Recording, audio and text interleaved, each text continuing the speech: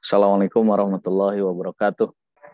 Hadirin yang dimuliakan Allah Subhanahu wa taala, Bapak Ibu yang dimuliakan Allah Subhanahu wa taala, insyaallah di pagi hari ini bagaimana tadi sudah disampaikan oleh MC pembawa acara, kita akan melanjutkan kajian kita tentang fikih, ya, fikih sunnah, masih dalam bab toharoh, yaitu tentang mandi, ya. Dalam hal ini mandi janabat, ya. Kita mengenalnya mandi wajib, mandi besar, atau mandi janabat. Ini yang akan kita bahas di pagi hari ini. Nanti di akhir sesi silahkan kalau ada yang mau ditanyakan atau mau di-sharingkan, dipersilahkan. Nah, ini judul kajian kita di pagi hari ini, yaitu tentang fikih mandi, ya. Yang pertama yang menjadi fokus kita, mandi di sini tadi sudah disampaikan oleh MC bahwa ya bukan mandi biasa, ya, tetapi yang dimaksud mandi di sini adalah mandi janabat, ya, yang disebutkan di dalam kajian fikih, ya. Misalkan yang disebutkan dalam Al-Quran berkaitan dengan wudu dan mandi, itu surat Al-Maidah ayat 6. Di dalam surat Al-Maidah ini kan awal ayatnya, ya ayyuhalladzina amanu idza qumtum ilas salati faghsilu wujuhakum wa aydiyakum ilal marafiqi wamsahu biru'usikum wa arjulakum ilal ka'bain. Terus lanjutannya adalah wa in kuntum junuban fattahharu, dan jika kalian junub maka bersucilah. Maksudnya adalah mandi janabat, mandi wajib. Ya, mungkin mandi wajib itu istilah di Indonesia, ya. Karena kalau istilah fikihnya yang tepatnya itu adalah sesuai dengan konteks atau teks ayatnya adalah wa in kuntum junuban fattahharu. Jadi mandi janabat. Ya, disebutkan juga di dalam surat Al-Baqarah ayat 222, yaitu kaitannya dengan wanita haid. Yas'alunaka 'anil mahid qul huwa adza fa'tazilun nisaa fil mahid wala taqrabuhunna hatta yathurna fa idza tatahharna fa'tuhunna min haitsu amarakumullah innallaha yuhibbut tawwabina wa yuhibbul mutatahhirin. Makanya ini masih masuk bab kajian bersuci, ya. Nah, selanjutnya 5 sebab, ya, kenapa kita sebagai seorang muslim atau muslimah wajib mandi janabat. Yang pertama adalah khuruj al-mani bisyahwah fin naum au al-yaqidhah min dzakarin au untha. Jadi sebab yang pertama kita wajib mandi janabat itu adalah keluar mani dengan syahwat, baik laki-laki ataupun perempuan. Walaupun secara kajian kesehatan apakah sama, ya, laki-laki itu keluar mani, kemudian perempuan juga keluar mani, ya. Mungkin istilahnya saja. Nah, nanti ini bagian yang dari kesehatan, ya, yang bisa menjelaskan seperti apa sih bentuk mani laki-laki dan mani perempuan, ya. Yang jelas keluar cairan. Kalau di dalam fikih dibahasnya adalah keluar cairan, yang di situ ada syahwat, ya. Ada syahwat, kemudian keluar cairan, itu yang disebut dengan mani. Ya. Nah, berkaitan dengan keluar mani ini di dalam fikih ada sampai 5 poin, ya. 1, 2, 3, 4, 5. 5 poin. Yang dimaksud dengan keluar mani itu seperti apa? Yang pertama adalah keluar mani karena sakit atau dingin, bukan syahwat. Jadi mungkin saja, ya, ada seseorang yang memang karena sakit, jadi dia itu keluar mani tapi bukan karena syahwat, ya. Atau karena dingin, karena penyebab dingin, ya. Mungkin juga seseorang karena penyebab dingin keluar mani. Dalam konteks seperti itu atau dalam case seperti itu maka tidak wajib mandi janabat. Kemudian yang kedua, mimpi. Dia mimpi, ya. Seseorang itu mimpi, mungkin mimpi hubungan, gitu, ya. Mimpi berjima tetapi tidak keluar mani, ya. Maka itu juga tidak harus mandi janabat. Karena poinnya di dalam poin yang pertama itu adalah keluar mani. Atau yang ketiga, dia mimpi keluar mani, ya. Walaupun mungkin dia lupa apakah mimpi atau tidak. Yang jelas ketika bangun, pas dilihat celananya basah gitu ya. Dan memang jelas-jelas basahnya tersebut adalah air mani. Maka dalam case yang seperti itu dia wajib mandi. Atau yang case yang keempat, dia keluar mani, mau keluar mani, kemudian ditahan dan tidak jadi keluar maninya tersebut, artinya tidak keluar, maka itu tidak wajib mandi.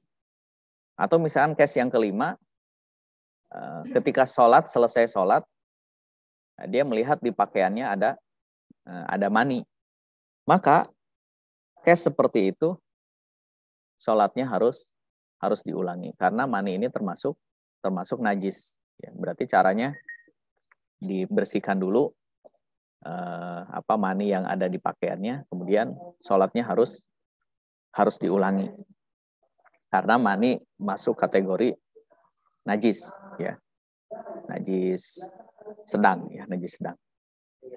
Nah, ini yang pertama, ya, dari 5 sebab mandi janabat. Kemudian sebab yang kedua, ya, ini sudah jelas ya, sebab yang kedua adalah iltiqa al-khitanaini, ya, ketemunya dua kelamin, ya, maksudnya hubungan, ya. Berhubungan suami istri. Ya, atau bahasa lainnya adalah aljima. Aljima walaupun tidak keluar mani, ketika melakukan hubungan atau aljima, ya, jima, maka wajib mandi. Ya. Dan ini ulama sepakat, ya. Makanya Imam Syafi'i mengomentari bahwa kata janabat menunjukkan adalah aljima, ya, janabat menunjukkan aljima, hubungan suami istri. Termasuk juga ketika case bahwa seseorang itu terbukti berzina, buktinya adalah aljima. Jadi kalau hanya sekedar ciuman atau bercumbu, tidak jima gitu ya, tidak hubungan, maka itu tidak terkena hukuman cambuk tersebut. Jadi hukuman cambuk itu ketika berzina dan memang terbukti melakukan hubungan atau melakukan jima. Nah, ini penyebab yang kedua, ya. Jadi penyebab kedua, ketika melakukan jima, keluar mani atau tidak, tetap wajib mandi janabat. Kemudian penyebab yang ketiga, kenapa seseorang harus mandi janabat? Ini khususnya bagi wanita adalah haid dan nifas. Ya, sebagaimana tadi sudah disampaikan, yaitu dalam surat Al-Baqarah ayat 222. Ya, begitupun di dalam hadis sahih riwayat Imam Bukhari dan Muslim, da'as salah qadral ayyam allati kunta tahidina fiha wag atau igtasili wasalli. Ya, tinggalkanlah salat di saat haid, setelah selesai masa haidnya maka mandilah dan salatlah. Ya. Jadi nifas juga dikategorikan sama dengan haid. Nah, ini penyebab yang ketiga. Penyebab yang keempat dan penyebab yang kelima, bahwa seorang muslim atau seorang muslimah wajib mandi janabat, yaitu al-maut. Ya, berarti al-maut ini dimandikan, ya. Maksudnya dimandikan, mandi jenazah. Idza mata al-muslim, apabila seorang muslim atau seorang muslimah mati, maka wajib memandikannya seperti mandi janabat, ya. Jadi mandi jenazah, ya. Dalam kaitannya fikih mandi jenazah, ya, kurang lebih sama sebagaimana mandi janabat. Dan yang terakhir, yang kelima, penyebab mandi janabat itu adalah ketika orang masuk Islam.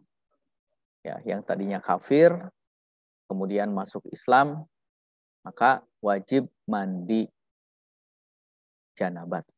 Ya. Mandi janabat, setelah itu sholat sunnah 2 rakaat.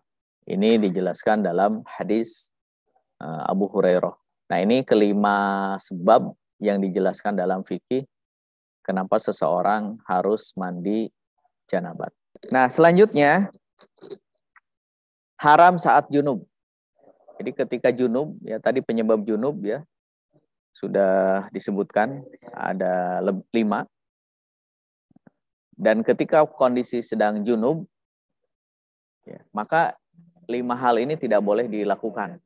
Ya. Di ketika sedang junub, 5 hal ini tidak boleh dilakukan. Yang pertama adalah as-shalah. Ya, jelas orang yang junub tidak bisa sholat kecuali mandi terlebih dahulu, mandi janabat terlebih dahulu. Ya, ini nggak boleh sholat. Kemudian dilarang tawaf, ya sama, karena tawaf ini ibaratnya kalau tawaf itu adalah seperti tahiyatul masjid di masjid-masjid yang lain. Kalau di Mekah, di Masjidil Haram, maka tahiyatul masjidnya itu adalah dengan tawaf. Maka seseorang ketika tawaf harus dalam keadaan suci. Jadi kalau dalam kondisi junub tidak bisa atau tidak boleh. Kemudian yang ketiga adalah mashul mushaf, yaitu menyentuh atau membawa mushaf Al-Quran. Dalam keadaan junub tidak boleh. Ya, ini sepakat para ulama. Kalau yang haid atau yang nifas, itu para ulama berbeda pendapat. Tapi kalau yang junub, membawa mushaf, itu sepakat para ulama tidak ada perbedaan pendapat, tidak boleh membawa atau menyentuh mushaf. Termasuk juga yang keempat adalah qiraatul Quran. Tidak boleh ya, haram seorang yang junub membaca Al-Quran. Ya. Jadi kalau yang junub itu memegang, membawa, membaca Al-Quran, itu sepakat para ulama tidak boleh. Tapi kalau yang haid, wanita nifas, para ulama masih berbeda pendapat. Ada 2 pendapat. Ada 3 pendapat. Ada yang boleh secara mutlak, ada yang tidak boleh secara mutlak, ada yang boleh dengan syarat. Itu kalau wanita haid dan wanita nifas. Tapi kalau wanita junub ataupun laki-laki, baik laki-laki atau perempuan yang junub, itu tidak boleh dan ulama sepakat tidak boleh menyentuh ataupun membaca mushaf Al-Quran. Dan yang terakhir, yang kelima adalah berdiam atau menetap di masjid, itikaf. Yang junub tidak boleh. Ya. Nanti kaitannya juga kalau perempuan haid atau perempuan nifas bagaimana? Ya, masih ada perbedaan pendapat. Ya. Kalau tinggalnya lama misalkan, tapi kalau hanya menghadiri majelis taklim atau pengajian, wanita haid, wanita nifas masih boleh ya berada di masjid. Apalagi sekarang di zaman modern ada pembalut dan yang lainnya. Tapi kalau untuk yang junub, para ulama sepakat tidak boleh. Tidak boleh menetap di masjid. Baik, ini haram saat junub. Nah, selanjutnya, kalau tadi wajib ya. Tadi wajib. Nah, yang selanjutnya ini adalah disunahkan mandi janabat. Ya. Disunahkan, kalau tadi wajib, kalau ini disunahkan. Yang pertama adalah bagi laki-laki ketika mau sholat Jumat. Ya. Jelas ya. Guslu al-jum'ah wajibun ala kulli muhtalimin wassiwak au yamsi minatim maqadara ma yaqdiru alaih. Ya, jadi diwajibkan atau sunnah mandi Jumat, kemudian siwak, kemudian memakai wewangian. Ini hadis riwayat Imam Bukhari dan Muslim. Kemudian yang selanjutnya adalah mandi ketika hari raya ya, Aidain. Aidain ini Idul Fitri dan Idul Adha. Ini juga sama ya, disunahkan mandi. Mandinya berarti seperti mandi janabah. Begitupun yang ketiga, ini adalah ketika seseorang memandikan mayit, memandikan jenazah, maka setelah selesai memandikan jenazah, orang tersebut disunahkan mandi wajib. Ya. Man ghassala maitan falyagtasil wa man hamalahu falyatawadda. Barang siapa yang memandikan jenazah mayit, maka mandilah, dia wajib mandi, ya. Disunahkan mandi janabat, dan barang siapa yang membawa atau memanggul jenazah maka atau disunahkan berwudu. Nah selanjutnya tadi berarti kan mandi Jumat, kemudian memandikan setelah memandikan mayat, ya, hari raya. Yang kedua mandi ketika hari raya Idul Fitri dan Idul Adha. Yang ketiga memandikan bagi yang memandikan jenazah, memandikan mayat. Kemudian yang keempat adalah ketika ihram, ya.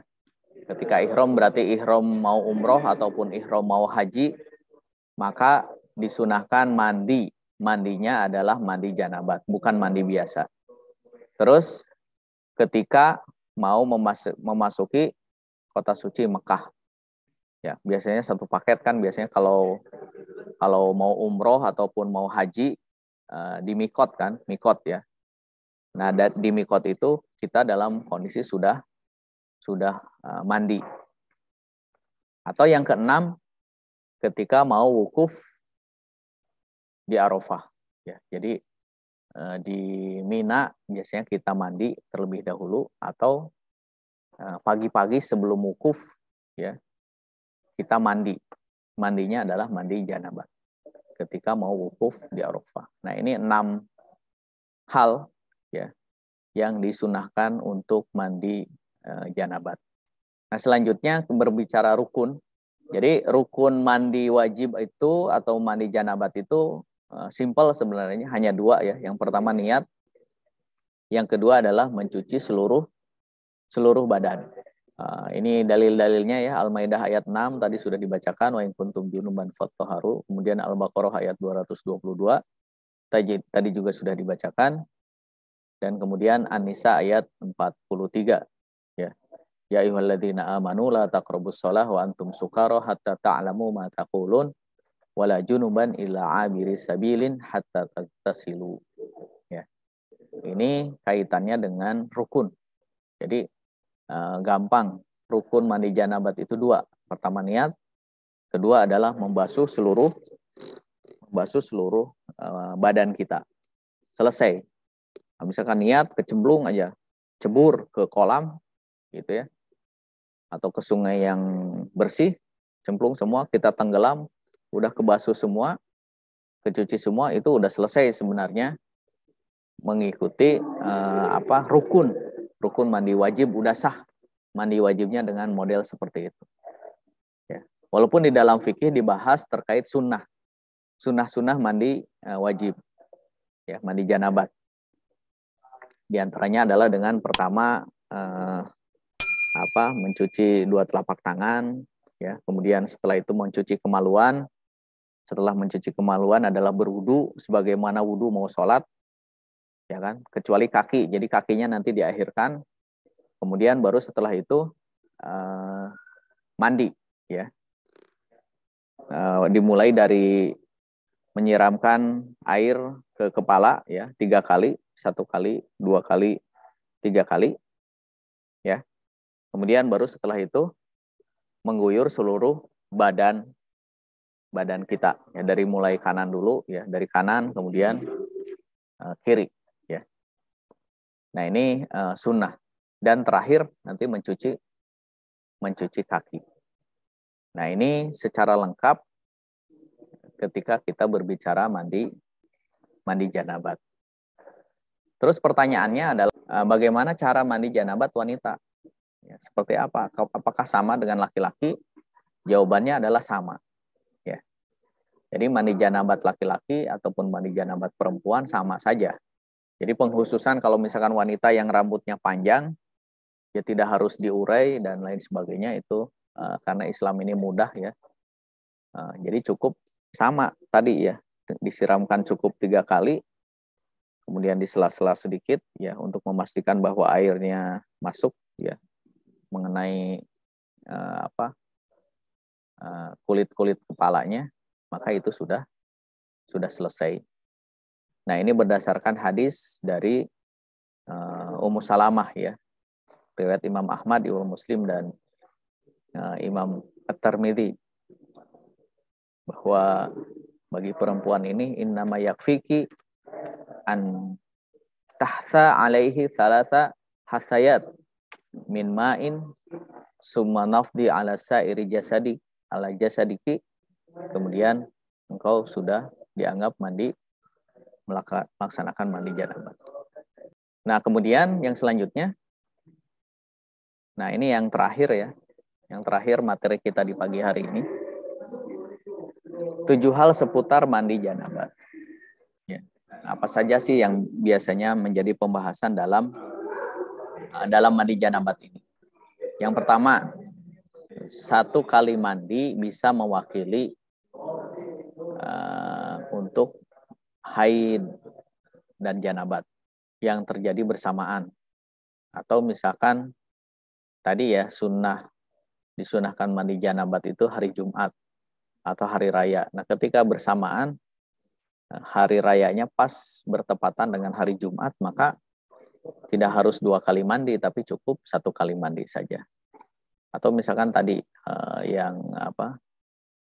mandi janabat karena junub dan mandi janabat karena haid, ya, bersuci dari haid.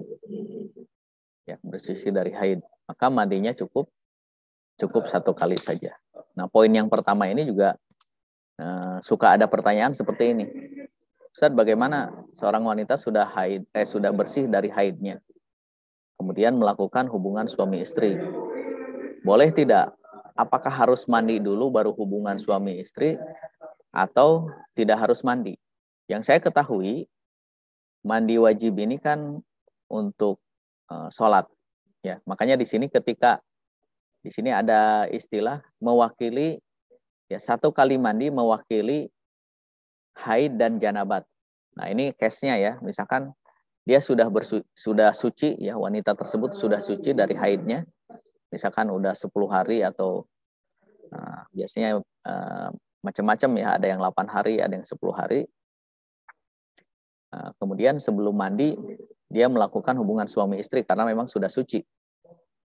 Kemudian setelah melakukan hubungan suami istri, dia mandi ya karena mau sholat.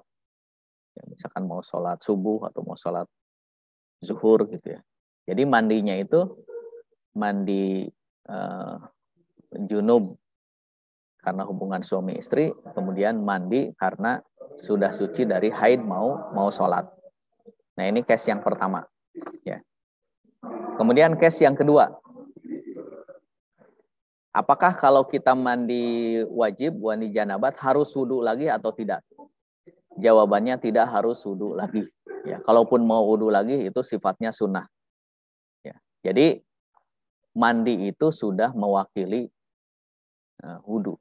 Karena di dalam tata cara mandi janabat, ya tadi sunnahnya juga diantaranya ada berwudu kan. Ya, kalau yang wajib kan, yang rukunnya kan cukup diguyurkan semua itu sudah selesai. Nah, ini berdasarkan hadis Aisyah radhiyallahu anha, karena Rasulullah Shallallahu alaihi wasallam la yatawaddo. Rasulullah tidak berwudu ba'da ghusli. Jadi Rasulullah itu tidak berwudu lagi setelah selesai mandi janabat. Ini yang kedua. Kemudian poin yang ketiga, masih seputar mandi janabat, bahwa wanita ini boleh ya, wanita yang junub atau wanita yang haid boleh mencukur rambut, memotong kuku, pergi ke pasar atau aktivitas yang lain. Kan mungkin sering ada ya. Ini kalau wanita haid ini tidak boleh mencukur rambutnya gitu karena nanti rambutnya harus dicuci dan lain sebagainya. Nah, di sini dijelaskan bahwa boleh wanita yang junub atau wanita yang haid mencukur rambutnya, ya, memotong kuku, pergi ke pasar dan aktivitas yang lainnya. Ini tidak masalah gitu ya. Artinya diperbolehkan dalam fikih. Selanjutnya ada 7 poin ya, ini baru 3. Poin yang keempat, ya, la ba'sa bidukhul al-hammam, ya. Boleh masuk misalkan pemandian ya, mungkin sifatnya pemandian umum gitu ya, bukan pemandian yang privasi ya, pemandian umum. Jadi diperbolehkan ya di dalam fikih ini mandi di tempat-tempat pemandian umum, yang penting auratnya terjaga. Misalkan pakai sarung atau pakai celana celana yang menutupi lutut kalau laki-laki gitu ya. Intinya auratnya tertutup, maka itu diperbolehkan. Itu poin yang keempat. Ya, ini riwayat Imam Ahmad juga menjelaskan seperti itu. Jadi kalau misalkan ada yang mandi menutup aurat, maka di pemandian umum maka kita tidak dipermasalahkan, artinya dibolehkan. Kemudian yang kelima, ya, yang kelima ini poin yang kelima, boleh mengeringkan air di badan sisa mandi atau sisa wudhu dengan handuk. Ya, baik ketika musim dingin ataupun musim panas. Kan suka ada ini kalau bekas wudhu atau bekas mandi nggak usah dilap gitu ya. Ya, di dalam fikih dibahas yaitu boleh. Boleh ya, silahkan dikeringkan gitu sisa-sisa air yang bekas wudhu atau bekas mandi itu dielap, dikeringkan dengan handuk. Itu silahkan. Terus yang poin yang keenam, laki-laki boleh mandi dengan sisa air yang digunakan wanita mandi, ya, atau sebaliknya. Wanita mandi misalkan menggunakan air yang ada di bak ya, atau misalkan di dalam ember besar gitu ya. Itu diperbolehkan ya, silahkan. Atau bahkan kalau suami istri, sebagaimana juga dicontohkan oleh Rasulullah dan Aisyah, bisa mandi bersama ya, bareng-bareng dalam satu bak gitu ya, mandi bersama ya, suami istri, itu dipersilahkan. Dan yang terakhir di materi kita adalah tidak boleh mandi dalam keadaan aryan bainanas. Ya, tidak boleh mandi dalam kondisi telanjang di depan orang lain. Kenapa? Karena menutup aurat itu adalah wajib dan memperlihatkan aurat adalah haram, dilarang ya di dalam Islam. Saya kira ini ya materi kita kaitannya dengan mandi janabat khususnya di pagi hari ini. Maka saya kembalikan lagi kepada pembawa acara. Kalau ada hal-hal yang mau didiskusikan, silakan kepada pembawa acara untuk mengatur bagaimana selanjutnya, apakah ada diskusi atau tidak. Assalamualaikum warahmatullahi wabarakatuh.